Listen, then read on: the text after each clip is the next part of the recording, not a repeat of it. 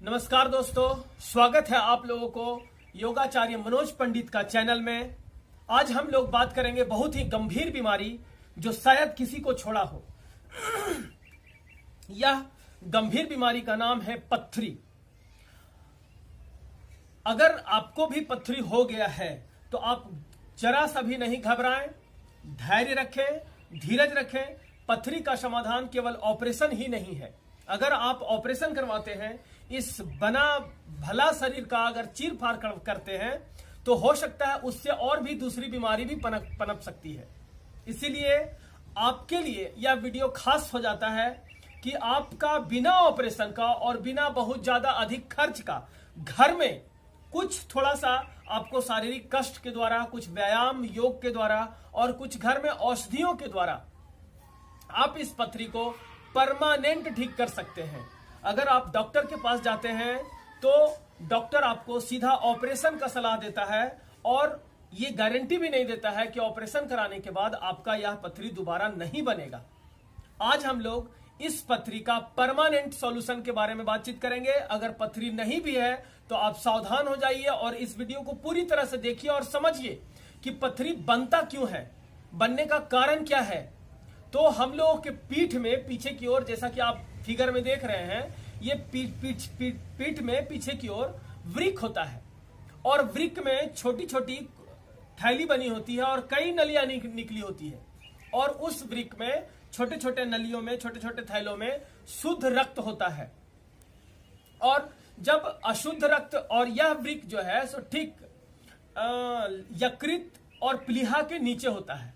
यकृत का काम चूंकि रक्त शोधन का क्रिया होता है और हृदय के द्वारा उसमें भी ब्लड दिया जाता है और हृदय के द्वारा ही ब्लड आपका वृक्क में भी जाता है।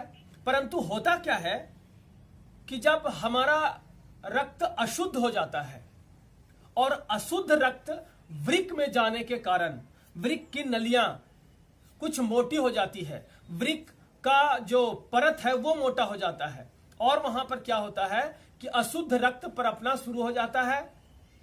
और अशुद्ध रक्त जब वहां तक पहुंच जाता है तो हृदय को अधिक बल लगाना पड़ता है और इस तरह से किडनी, जो पीछे वृक्क क्या मैं बताया हूं, उसमें आपका जो थैली बना हुआ होता है उसमें अशुद्ध रक्त, दूषित रक्त वहां पर जमा होता है और वो फिर जाता है सीधे किडनी में और वहां पर क्या होता है कि यूरिया के साथ मिलकर के, यूरिक एसिड के साथ मिलकर के एक छोटा सा कण का निर्माण करता है। वही कीटाणु जो होता है सो पत्थरी का कारण होता है। लेकिन कालांतर में उस समय हम लोग को चूंकि शुरुआती स्टेज में होता है तो पता नहीं चलता है और जब यह पत्थरी धीरे धीरे बड़ा हो जाता है और उसके छोटे छोटे कण और हो जाते हैं तो तब हमें पेट दर्द का एहसास होता है और शुरू बार में हम पत्थरी का इलाज न करवा करके पेट दर्द का थोड़ा सा दवा खा लेते हैं और उसके बाद उसको शांत कर लेते हैं और इस तरह से क्या होता है कि धीरे धीरे पत्थरी का आकार बढ़ते चला जाता है और पत्थरियों का संख्या भी बढ़ते चला जाता है और अंततः यह होता है कि हमें ऑपरेशन करवाना पड़ता है। परंतु घबराएं नहीं, बिना ऑपरेशन को भी इसे ठीक किया जा सकता है। इसके लिए कुछ आसन और प्राणायाम और व्यायाम के बारे में आज चर्चा करेंगे जो बहुत ही महत्वपूर्ण होगा आपके लिए। कुछ खान पान में भी परिवर्तन करना होगा, खान पान का, और कुछ दिनचर्या में भी परिवर्तन करना होगा। खान पान को ठीक करके, थोड़े से आसन करके और अपने दिनचर्या में परिवर्तन करके पत्थरी को ठीक किया जा सकता है। उसके लिए कुछ नियम है। सबसे पहले आपको रक्त की शुद्धि पर आपको ध्यान देना होगा क्योंकि ये रक्त अशुद्ध हुआ, इसीलिए पत्थरी का निर्माण हुआ। तो रक्त शुद्धि के लिए सबसे पहले मांस, मदिरा, तंबाकू, नशा सेवन वगैरह सब चीज आपको छोड़ देना होगा। फल फलारी का इस्तेमाल कीजिए, रूखा सूखा भोजन का इस्तेमाल कीजिए, शाक सब्जी का इस्तेमाल कीजिए। इन सभी के साथ सुबह सुबह आपको उठना पड़ेगा, जगना पड़ेगा, सूर्योदय के समय उठना पड़ेगा। सूर्योदय के उठने के पश्चात आप शौच क्रिया वगैरह से निवृत्त हो लें। शौच क्रिया करने के पश्चात आप स्नान ध्यान अगर संभव हो तो कर लें। स्नान ध्यान करने के बाद आप कुछ आसन में चर्चा कर रहा हूं, जैसा कि फिगर में दिखाया जा रहा है। ये इस आसन का नाम है उष्ट्रासन। ये उष्ट्रासन जो है सो ऊंट वाला आसन होता है। कहने का अर्थ यह है कि जिस प्रकार से ऊंट रेगिस्तान में अपने शरीर को संतुलित करता है, उसी प्रकार से यह आसन भी आपके शरीर को संतुलन बनाने में मदद करेगा। दूसरा है सर्वांग आसन या शीर्षासन। सर्वांग आसन कहने का अर्थ यह हुआ, सर्वांग आसन थोड़ा सा आसान है, लेकिन अगर बहुत ज्यादा बेहतर आपको रिजल्ट चाहिए तो शीर्षासन करना होगा। सर्वांग आसन जैसा कि आप फिगर में देख रहे हैं, इससे आप दीवाल की सहायता से कर सकते हैं। और शीर्षासन थोड़ा सा मुश्किल है, मगर किसी के मदद से, दीवाल के सहायता से धीरे धीरे अभ्यास करते करते आप शीर्षासन भी करें। और सबसे महत्वपूर्ण आसन, इसको बोलते हैं सूर्य नमस्कार। यह सूर्य नमस्कार में कुल मिलाकर के 13 आसन होते हैं और सूर्य नमस्कार करने से अत्यधिक लाभ होता है। पथरी तो समाप्त होता ही है, पथरी के साथ साथ अन्य कई बीमारियों को समाप्त कर देता है और कई बीमारी फिर होती भी नहीं है। हमेशा शरीर सुस्त चुस्त दुरुस्त रहेगा और तरोताजा महसूस करेंगे आप। तो सबसे पहले सूर्य नमस्कार भी सीखना पड़ेगा आपको। अगर आपके अगल बगल में कोई बहुत बढ़िया तरीके से सूर्य नमस्कार जानता हो, वीडियो को देख करके आप कोई भी आसन या व्यायाम ना करें, क्योंकि वीडियो से जो आप वही करेंगे जो आप समझे हैं, मगर आप गलत समझे हैं या सही समझे हैं, या देखने वाला कोई होना चाहिए।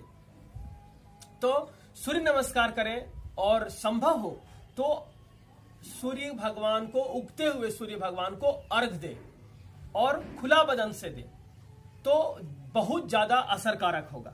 उसके बाद सूर्य नमस्कार, आसन, प्राणायाम, आसन वगैरह करने के बाद आपको प्राणायाम करना होगा। प्राणायाम में सबसे पहले भस्त्रिका करें, 50 बार से स्टार्ट करें, इसको 100 बार ले जाएं, 200 बार ले जाएं। भस्त्रिका के बाद कपालभाति। कपालभाति ही रामबाण है पथरी के लिए। कपालभाति आपको करना होगा, 300 बार से स्टार्ट करना होगा और 300 से लेकर के 1000, 2000, आपसे जितना संभव हो सके सुबह शाम खाली पेट करना है ये चीज। खाना खाने के बाद आप भस्त्रिका भी नहीं कर सकते हैं, कपालभाति भी नहीं कर सकते हैं। हाँ, खाना खाने के बाद अनुलोम विलोम कर सकते हैं और सुबह शाम आप भस्त्रिका, कपालभाति, अनुलोम विलोम, ये सभी आपको प्राणायाम करना होगा। उसके बाद औषधि में पथल चट्टा का नाम आप सुने होंगे, जैसा कि आपको फिगर में दिखाया जा रहा है। ये जो पौधा है सो पथल चट्टा का पौधा है और इस पौधे को पीस करके जूस बना करके आप इसको ले सकते हैं। इससे भी ठीक होता है पथरी। पथरी कब निकल जाएगा आपको पता नहीं चलेगा। साथ में होम्योपैथिक का एक दवा है जिसे भरबेरिस कहा जाता है, उसका नाम भरबेरिस है। और भरबेरिस डॉक्टर का सलाह लेकर के, जो भी जिसके भी संपर्क में आप डॉक्टर में होंगे, उनका सलाह लेकर के आप इसका इस्तेमाल कीजिए। आपको 1 सप्ताह से 10 दिन में रिजल्ट मिलेगा, पथरी समाप्त हो जाएगा और दोबारा फिर नहीं होगा। भोजन के लिए रेशेदार भोजन ले सकते हैं, नारियल का पानी ले सकते हैं, खट्टा पदार्थ ले सकते हैं। और सबसे महत्वपूर्ण बात, आपको जब भी पानी का सेवन करना होगा तो बैठ करके करना होगा और जब भी पानी पिए 1 नींबू उसमें निचोड़ करके पी ले पूरा। और नींबू जितना ज्यादा पिएंगे आपको उतना ही ज्यादा अधिक फायदा होगा। और दोपहर के बाद कुछ संतरा, फल, अनार का जूस वगैरह ले सकते हैं। लेकिन सबसे महत्वपूर्ण क्या है कि इसमें पानी के नियम को कड़ाई से पालन करना होगा, तभी आप इस बीमारी से निजात पा सकते हैं। अगर यह वीडियो आपको अच्छा लगा हो और इसका प्रयोग कीजिए, और प्रयोग करने के बाद अगर आपको समझ में आता है कि इससे लाभ हुआ है तो इस वीडियो को जरूर शेयर करें। और अगले बीमारी के बारे में अगर कुछ और भी बीमारी हो तो जो नीचे दिया, मैं अपने डिस्क्रिप्शन में नंबर दे रहा हूं, आप इसमें संपर्क कर सकते हैं। परंतु एक ही बात मुझे आप लोगों से हाथ जोड़ करके निवेदन है कि आप कोई भी व्यायाम या प्राणायाम या आसन किसी भी वीडियो को देख करके ना करें। ये सबसे महत्वपूर्ण बात है। आपको किसी न किसी की सहायता लेनी पड़ेगी, किसी न किसी को गुरु बनाना पड़ेगा। कोई